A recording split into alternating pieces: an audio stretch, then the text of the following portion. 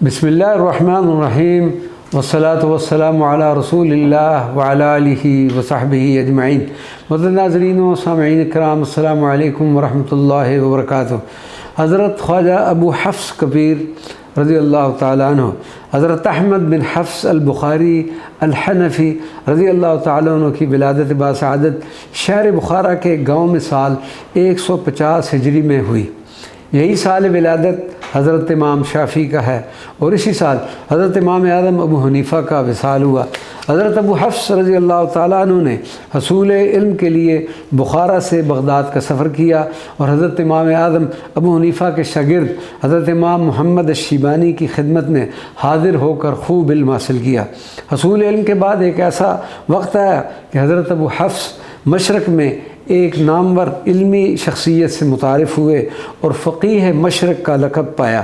بخارا واپس آ کر لوگوں کو علم کی روشنی عطا فرمائی اور آپ ہی کی کوششوں کے نتیجے میں بخارا میں بڑے بڑے فقہاء و علماء منظر عام پر ہے۔ حضرت امام ابو حفص کی بارگاہ میں حضرت امام بخاری نے بھی زانوِ تلمذ طے کیا۔ حضرت امام ابو حفص ماوراء النہر میں فقہ حنفیہ کے بانی قرار پائے اور شہر بخارا میں پہلا حنفی مدرسہ قائم کیا۔ آپ کے متعلق کہا جاتا ہے کہ آپ جب مدرسہ کی طرف جاتے ہوئے بازار سے گزرتے تھے تو شور و غوغا والے بازار ان کے احترام میں فوراً خاموش ہو جاتے تھے۔ اسی مدرسہ میں آپ کے صاحبزادے اور پوتے بھی تعلیم دیا کرتے تھے۔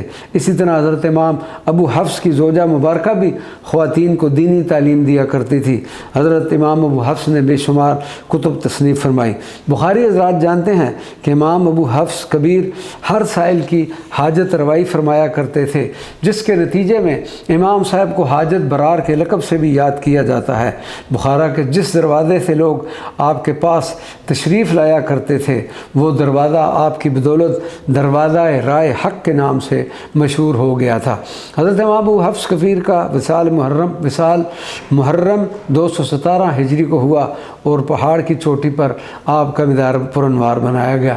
اپنے بیٹے حفص کی نسبت سے آپ دنیا میں ابو حفص کبیر اور آپ کے بیٹے ابو حفص صغیر کے لقب سے مشہور ہوئے۔ حضرت ابو حفص کبیر اور حضرت ابو حفص صغیر کی بارگاہوں میں حاضری کا شرف حاصل کیا۔ فاتحہ شریف کے بعد ان عظیم بزرگان کے وسیلہ جلیلہ سے دعا کی۔ حضرت ابو حفص کا مزار مبارک نئی تعمیر شدہ عمارت میں ہے۔ دنیا بھر سے زائرین اس بارگاہ مقدس میں حاضری کے لیے تشریف لاتے ہیں۔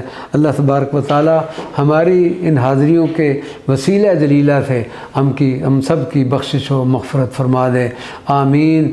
والسلام علیکم ورحمۃ اللہ وبرکاتہ۔